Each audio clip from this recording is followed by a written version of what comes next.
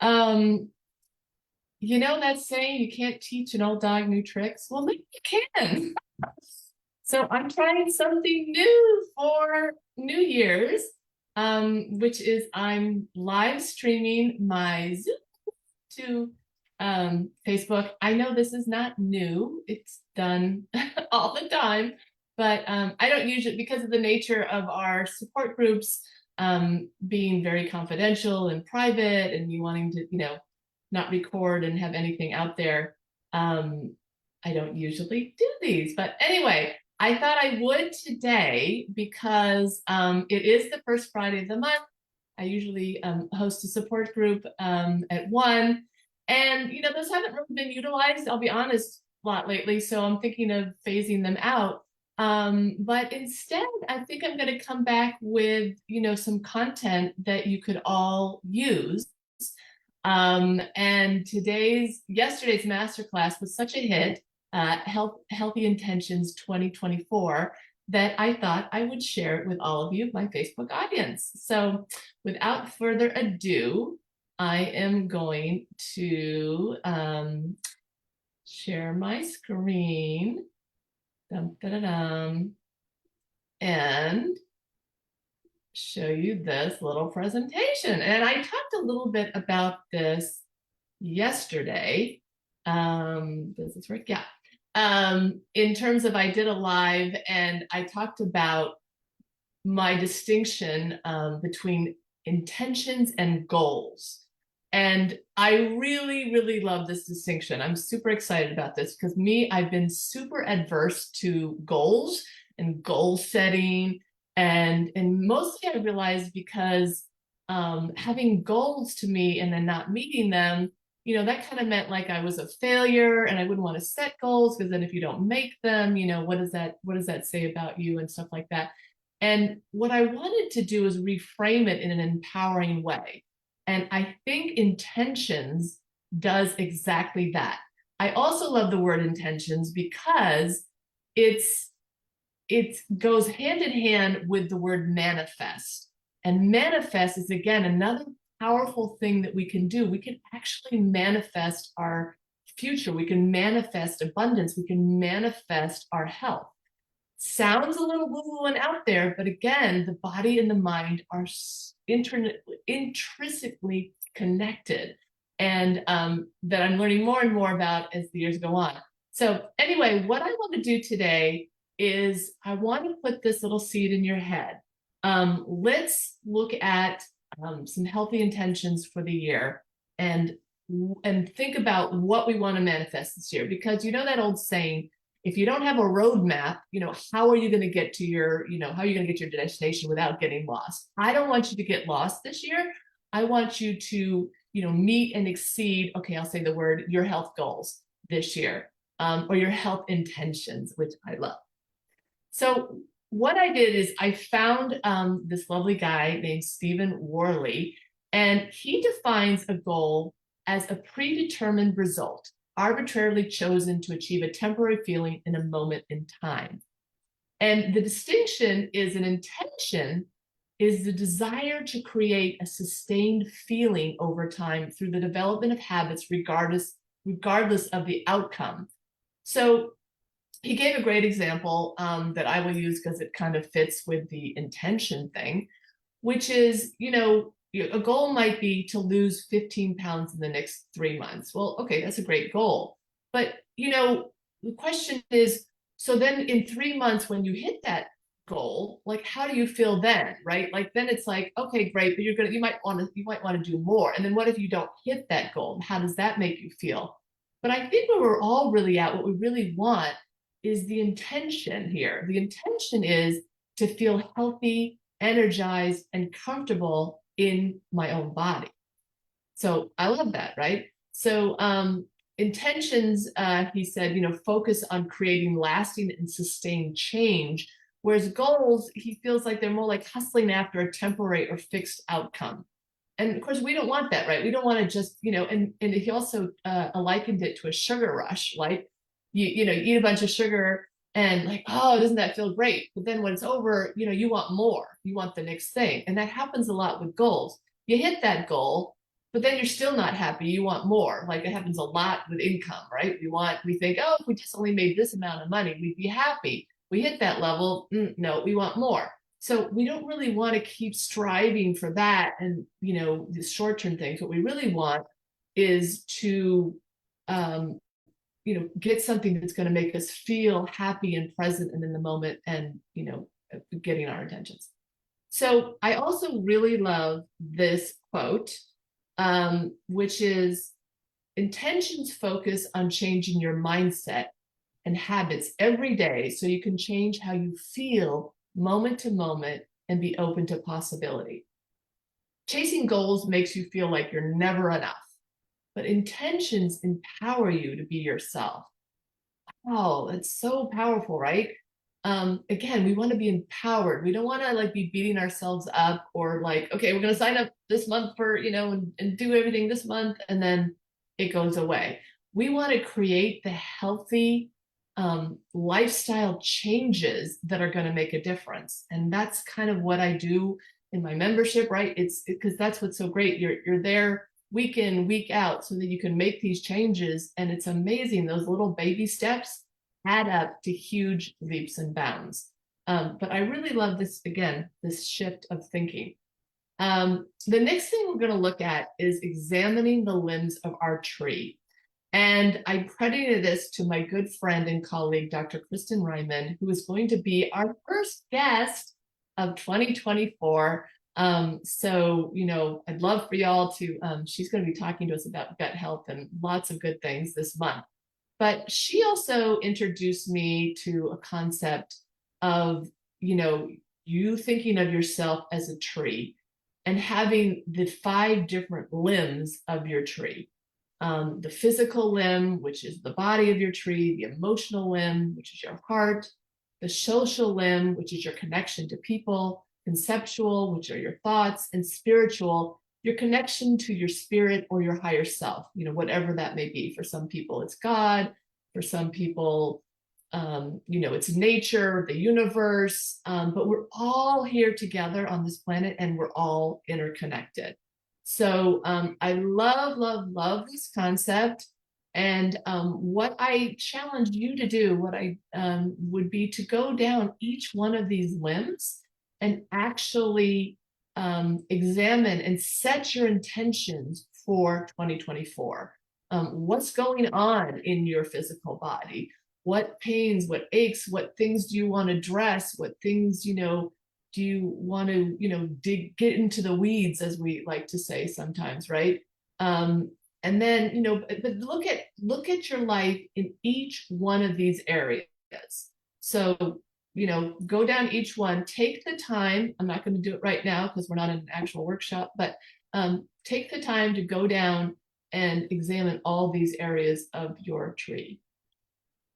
Now, the next thing I want to talk about is our lifestyle areas that make a difference in our health. And I say, remember the 7 simple steps, because anyone that's been following me for any amount of time, my free gift to everyone is a little PDF called 7 Simple Steps to a Healthier You. And these are my pillars of good health. These are the areas you'll see on this slide, the 7 areas that I think everyone out there agrees upon. Like if you follow any health guru out there, they're going to have some version of this, because this is what makes a difference in not just the cancer world, but all kinds of diseases. So if you're following a healthy intentions for each of these areas, like with nutrition and food and drink, is using your food and drink as medicine, as opposed to just pleasure and something just that we just eat, right? A lot of people just don't really think about how integral it is, our nutrition. And so you could just start right there. Just start by, drinking, enough clean, pure water every day. Most people don't. And eliminating things that are like on the absolutely no list, which is things like soda, or whatever you call it, soft drinks, soda pop, whatever you call it. Just poison, right? So, and then food, going for organic whole foods, really important that we give our body proper nutrition. Exercise, super important. We need to move. We need to be moving frequently. There's really no cardinal rule about this. They keep changing the recommendations. You need this much, that much. Bottom line is if you're moving every day a lot, get up your heart rate several times a week, you're doing good. There's so many great things you can do, but find something that you enjoy, something that, you you want, you're going to keep doing, right? Because you don't want to do something, if you're going to the gym and you hate going to the gym, that's not a great exercise routine to be doing. So I recommend, you do that. Sleep, right? Sleep, super important that you get not only enough sleep, but that you get quality sleep. And then we live in a toxic soup. This is the reality. So detoxing our bodies and our homes, really important. Um, and there's, lots of ways to do that. But again, that's part of the issues. We have so much overload on our immune systems that's where disease shows up. And then managing our stress and emotions. This is a big one that a lot of people don't realize how our stress and our emotions affect our health. Yeah, they talk about it like, oh, we all know stress is bad, but I actually also did a whole masterclass on that. And there are some good things about stress, right? And there's a way to befriend stress so that it can be a good thing for you and not a negative. But the important thing is to not have a perceived negative, to be stressed out all the time and then to also be worried about being stressed out all the time. That actually is like a double whammy. And then nourishing the mind. We want to nourish our minds with things like a gratitude practice, mindfulness, daily meditations, listening to our guts, and just really, again, how you think about something, your perceptions make a world of difference in how, your path, like, it's always interesting to me that two, breast cancer patients can be the exact same, more or less the exact same diagnosis and have completely different journeys, partially because of how they relate to it and how they think about it, right? You've heard these stories of the people that they go through unbelievable trials and tribulations and they still have a really positive attitude. And, their trajectory is a lot better and healthier than those that don't have that, right? So you want to keep that in mind, that we have a negativity bias, which means, our brains work that way. They go toward the negative to keep us safe, but there are ways to counteract that. And part of it is just being present and being mindful of what's going on. And mindfulness, if you don't know anything about mindfulness, it's not about changing something, making it right or wrong. It's about just what is so, right? Even if it's I'm in pain right now, or I'm in horrible traffic, or this is horrible, whatever. And that's also too going back up to the stress and emotions. Part of it is, being able to feel the negative emotions. We're not always going to be happy, and not everything's going to be wonderful, and that's okay. That's part of life. But you've got to then learn to release those emotions, be able to feel them, so they don't get all bottled up inside of us, because they don't do it any good there. And then my last point is hygiene, because that's kind of the no-brainer one, but not really, because again, right now, we are having sort of the first season, this post-COVID, where people really were able to kind of travel a lot, get out, and be with family and friends a lot. So there's a lot of stuff going around right now. There's a lot of sickness going around, and really we got to get back to the basics, which is basic hygiene, and certainly, washing those hands, and again, staying away from people when they are sick, or staying home when you're sick. But it's interesting to me that I played a game years ago where the question was kind of like, why do kids get sick more than adults? And one of the possible answers that you would have thought would have made sense is that, oh, they have a younger immune system, they're not as well developed or something, or they haven't been exposed to many things as an adult has. But no, actually it's linked to hygiene, because kids have very poor hygiene. So there you go. for what that's worth. Then I wanted to share with y'all, because I haven't really published this until recently, but I have my breast health empowerment membership. That's what BHEM stands for. And I want to let you know some of the master classes that we've done in the last year or so. Some really great stuff that's available to you. And so each of those areas that I just covered, we covered, we talked about stress and power of gratitude and food and drink as medicine and detoxing your home, your body. Each one of these was its own, 1 hour to 90-minute masterclass.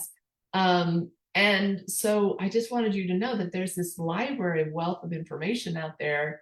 If you're ready to jump on this, 2024 and really get off to a good, healthy start, it's available to you, right?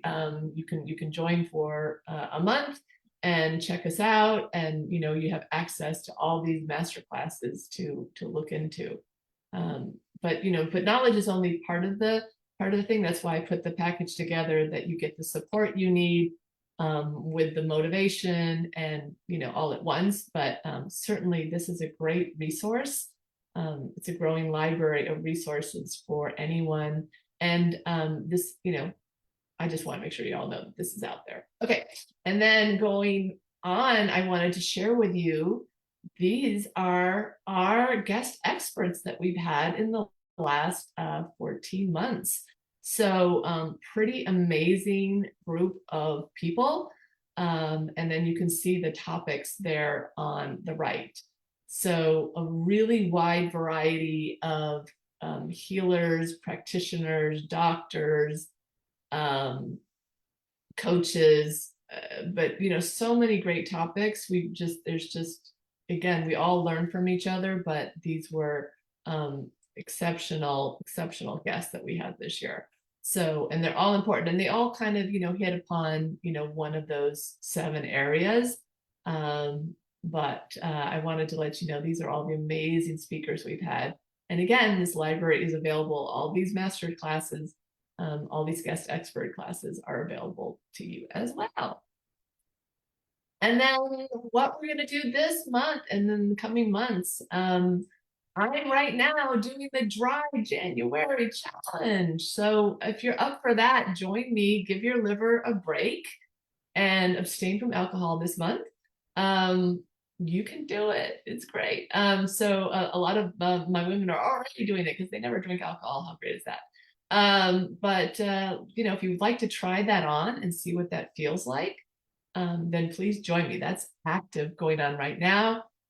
Coming up, I might be doing a 3-day cleanse, an elimination diet, thinking about dipping my toe into a water fast, and a 30-day no processed sugar challenge. So if you're on board for any of those, please reply in the comments like, hey, I'd like to do this, or I want to do that. Or I'm on board for all of them. Let's go. Let's make this an amazing year. And then I wanted to say, speaking of that roadmap that I referenced at the very beginning of today, I want to check in with you. Do you have everyone you need on your healing team? Do you have the right team members for you? Because, just like they say to check out your insurance or your homeowner's policy, every year or whatever, January is a good time to check in. Like, do I have all the right people on my healing team? Because it takes a village to create a strong and healthy body. And, perhaps there's a doctor that ghostlights you or that doesn't understand, or maybe you want to try some more, alternative medicine things, or what they call complementary practices. And they're just not into that. But, find someone that will support you and that will help you reach your healthy intentions this year. And lastly, do you know what and when you will test and assess your access? I didn't change that word. Assess your progress. So yeah, because you gotta know how often, and this is very individualized, so I can't say because I can't just say broadly, but generally speaking, if you're healthy, you need to be obviously if we're talking about breast cancer, you need to be examining your breasts every month. That's a given. Because your hands are your best two tools there to examine. But beyond that, you should be seeing, a gynecologist, or if you're in treatment or you've had breast cancer, then you should be seeing your oncologist, maybe every 3 months, every 6 months, depends on where you are in your journey. But make sure you know what you're doing to make sure that everything is good and you remain NED. And lastly, I just want to say you need to enjoy your healing journey, because you've heard this expression before, but it's not about the destination, it's about the journey.